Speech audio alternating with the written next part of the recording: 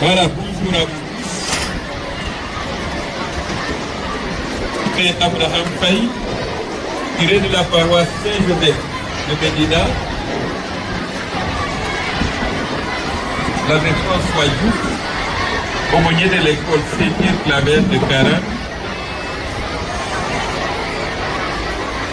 Monsieur l'inspecteur Silla, relief des parcelles de Célie. Sœur Marthe-Marie John, coordinatrice du réseau des écoles Pili. Sœur Rosalie Ning, chef d'établissement des cours Anne-Marie Japoué de Dakar. Sœur Prudence Don, directrice de l'élémentaire au cours Anne-Marie Japoué de Dakar. Monsieur le président de l'APEC des cours Anne-Marie Japoué de Dakar et autres présidents d'APEC des écoles Pili.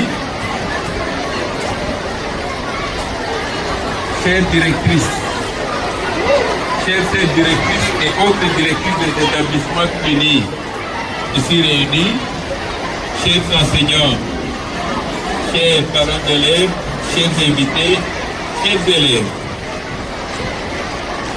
Je vais les faire passer. Permettez-moi, d'abord en prenant la parole ici, à l'occasion de cette rencontre des écoles Pili, de me réjouir de cette organisation et aussi de l'honneur que vous me faites par cette invitation. Je voudrais également me réjouir de vous féliciter de l'intuition que vous avez eue de réunir les élèves bénéficiaires des œuvres de Saint-Joseph de Pili répandues au Sénégal. La dimension festive de cette rencontre, qui constitue un grand moment de fraternisation, ne devrait alors occulter sa portée éducative parce que vous lancez simplement transmettre un message. Ce message que vous portez au quotidien par votre engagement. Chers élèves des écoles Pili, je voudrais aussi vous dire toute la chance que vous avez d'être dans des écoles, des institutions éducatives que sont celles de la congrégation Saint-Joseph de Pili. Comme élèves de ces établissements de Pili, vous vous inscrivez alors sur une lignée, celle des bénéficiaires d'une éducation de qualité donnée par une congrégation experte. Oui, l'histoire de l'éducation au Sénégal nous renseigne à suffisance que c'est bien Mère Anne-Marie Japoué qui a jeté les bases d'une éducation formelle dans ce pays. Cette histoire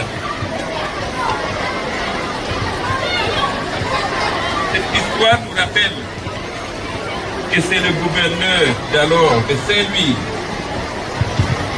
le baron Roger, qui avait confié en 1826 l'école des filles, des jeunes filles, aux sœurs de Saint-Joseph de Pili, et ceci au grand bonheur de la préfecture apostolique du Sénégal. Les sœurs de Saint-Joseph de Pili étaient déjà présentes à Saint-Louis depuis le 19 mars 1819, une date bien symbolique. Alors, chers élèves, vous avez beaucoup de chance d'être confiés à des experts, comme je l'ai dit tout à l'heure, experts en éducation. Par leur éducation, elles vous transmettent, ces sœurs de Saint-Joseph de Pili, des valeurs qui contribuent à façonner votre personnalité. Dans la construction de votre personne, de votre personnalité, vous avez donc besoin de rester ouvert, accueillant, pour asseoir ces valeurs qui feront de vous des personnes responsables dans la société. Comme je l'ai rappelé déjà hier, dans une école de l'archidiocèse de Dakar, celui qui veut grandir a aussi besoin de s'engager lui-même dans sa propre éducation. Le dispositif éducatif mis en place est pour le bien de chacun de vous. Toutefois, vous avez besoin de vous en approprier pour bien grandir. Et si étymologiquement, éduquer implique de guider une personne vers l'autonomie en développant ses facultés. La personne a aussi besoin de se laisser guider, comme vous l'avez dit et comme vous le dit votre thème de ce jour. Laissons-nous transformer pour lutter contre la violence. Vous avez donc besoin de vous approprier le dispositif éducatif. C'est donc là où votre propre engagement est attendu. Vous engagez dans votre éducation. Chers élèves, acceptez donc de grandir par l'éducation. Par votre personnalité acquise par l'éducation, refusez de rester inerte, refusez de rester des nains dans la société. Engagez-vous dans votre éducation, restez malléable. Restez malléable donc pour tirer profit de tout ce qui vous sera proposé. Agir avec responsabilité, c'est toujours se poser une question avant de parler, avant d'agir. Et surtout, quand vous êtes derrière un écran. Je sais que les enfants les plus jeunes même ont souvent des téléphones, sont souvent derrière des écrans. Mais il faut savoir vous poser une question quand vous êtes derrière un écran. Est-ce que ce que je fais me construit quelque chose pour moi, ou est-ce que cela me détruit et détruit les autres en même temps et détruit mon avenir? Par un écran, par des clics, vous pouvez compromettre votre avenir. Alors, chers amis, agissez toujours avec responsabilité pour ne pas avoir de regrets plus tard. La jeunesse, l'enfance est une belle étape de la vie, mais surtout un tournant qu'il ne faudrait surtout pas rater au risque de compromettre tout un avenir. Et pour cela, vous êtes très jeunes, je ne vais pas vous mettre des citations, mais il y a des plus âgés. Il faut toujours réfléchir à cette citation de Manuel Kant, ce philosophe qui nous dit que agis de telle sorte que la maxime de ton action puisse être érigée en une loi universelle. Pour finir, chers jeunes, chers enfants, engagez-vous avec passion dans votre éducation et faites-le avec respect, avec ce respect qui honore votre intelligence et celle des autres. Bon courage et restez très ouverts pour être bien éduqués. Merci et bonne fête à vous tous. À présent, la parole à la représentante de la sœur provinciale, sœur Henriette Attabré, et Hortense, je veux dire, qui est représentée ici par la sœur Prudence John. Merci, ma sœur, vous avez la parole.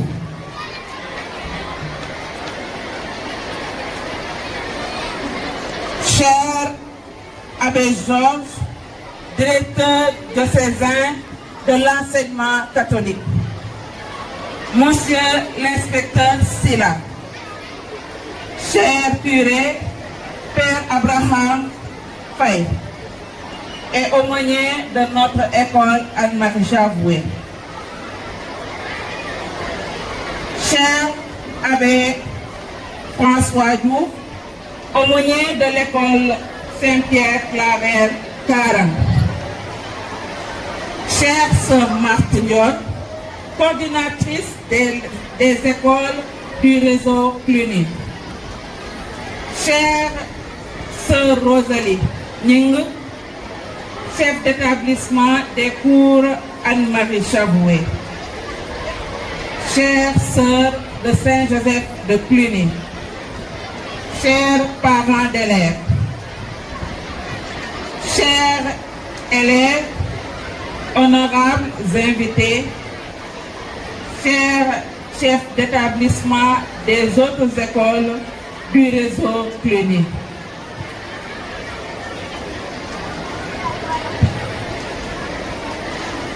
C'est avec une grande joie et une profonde gratitude que je vous souhaite, au nom de la provinciale sœur Hortense Attabré, la bienvenue à cette journée d'amitié de nos écoles du réseau CLUNY. Votre présence montre l'importance que vous accordez à l'éducation, mais aussi aux valeurs de la fraternité, du respect, de l'amitié et du partage qui nous réunit aujourd'hui. Permettez-moi, avant toute chose, d'adresser mes sincères remerciements à chacun d'entre vous. À vous, cher Abbé Georges, et à l'inspecteur Silla. Merci pour votre présence qui nous rassure et qui montre que vous êtes toujours là pour nous accompagner dans notre mission. Que Dieu vous le rende au centuple. À vous, chers curés, pour la collaboration, l'oreille attentive que vous portez à notre chère école. Merci pour tout cela. Ainsi que Abbé François, merci pour votre présence qui nous honore. Merci aux parents d'élèves pour votre confiance renouvelée, votre engagement constant auprès de vos enfants, mais surtout pour votre collaboration dans notre mission d'éducation et de mettre l'homme debout. Merci à vous, chers enseignants, chers éducateurs et chers professeurs, pour votre dévouement, votre patience et votre passion pour transmettre non seulement le savoir, mais le savoir-être et votre participation à l'esprit CLUNY. Merci aussi au personnel administratif et de service pour votre travail discret mais indispensable au bon fonctionnement de nos établissements. Merci aux élèves, cœur vivant de nos écoles, pour votre enthousiasme et votre volonté d'apprendre. Merci à nos chères sœurs, particulièrement à celles impliquées dans l'organisation de cette journée, pour votre engagement fidèle à la mission éducative. Et enfin, merci à toutes les personnes de bonne volonté qui, de près ou de loin, ont contribué à la réussite de notre rencontre. Commence dès le jeune âge, à travers les gestes quotidiens, les paroles bienveillantes et à l'exemple que nous nous donnons. Comme l'enseigne le pape François, de vénérer mémoire dans Fideli Tutti, pratiquant la non-violence active par le pardon quotidien, la résolution pacifique des conflits en classe ou en famille et la promotion de la fraternité universelle. Intégrons ces pratiques dans nos jeux et dans nos projets scolaires pour former des disciples de la paix. Chers éducateurs, vous avez un rôle essentiel dans cette mission, celui de former des citoyens responsables et porteurs de paix. Chers parents, votre accompagnement est irremplaçable dans l'éducation aux valeurs humaines et spirituelles.